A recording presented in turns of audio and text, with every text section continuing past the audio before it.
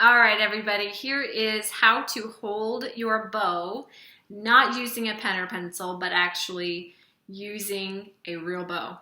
First thing we're gonna do is start with our right hand. Has to be our right hand. We're gonna make a perfect O shape. Then we're gonna separate our fingers so that we make a little bunny with our hand. So first thing we're gonna do is we're gonna pop up his ears. He has an ear on this side, so my index finger pops up. And he has an ear on this side, so my pinky pops up. Okay, and I want to then make a nice O shape still, but now he's got ears. But he's missing teeth. So what we're gonna do is we're gonna open up his mouth. Okay, and I'm gonna take my thumb and I'm gonna place it on the back of my middle finger. And it's gonna go right there where my finger creases. So I'm gonna place my thumb on the back of my middle finger. That's one tooth hanging down, and now my ring finger is gonna come down right next to it to be his second tooth. So now I've got this little shape.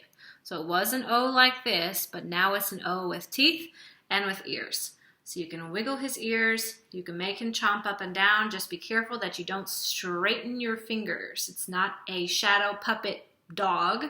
It's a bow hold bunny. Okay, now I'm ready for my bow. I've got my bow right in front of me.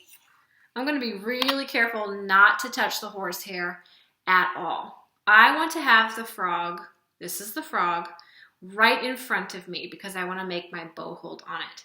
I need to make sure that I'm not reversed. Okay, so I'm gonna hold my bow with my left hand. This usually holds the violin, viola, cello, or bass. And now it's gonna be holding with the very fingertips, it's gonna be holding my bow stick, not the hair. Once I have my bow here, I'm ready to make my bunny bow hold on top of my frog. Here's what I'm looking for. Right where my frog and the stick and the grip meet, there should be a little open space right there. You see that little space of the stick? Yours might be a little bit thinner, it might be a little bit wider, but this is where our hand is going to go. I'm gonna turn around this way. My tip is pointing off to my left, and I'm holding the bow with my left hand. I'm gonna place my thumb right there where that stick is, right where the frog and the stick meet. Notice I am not pushing my thumb through the bow. That would make a bow hold like this. I want my thumb to be curved. So I'm placing it right there where the stick and the frog and the grip meet. Then what finger goes across from the thumb? The middle finger. And I have to add, of course, he has to have teeth. So now I'm pinching the bow basically between here and here. Now he needs a second tooth. So this second tooth comes down to join him. And if I'm a cello player, I take my fingers and I drape them over the stick.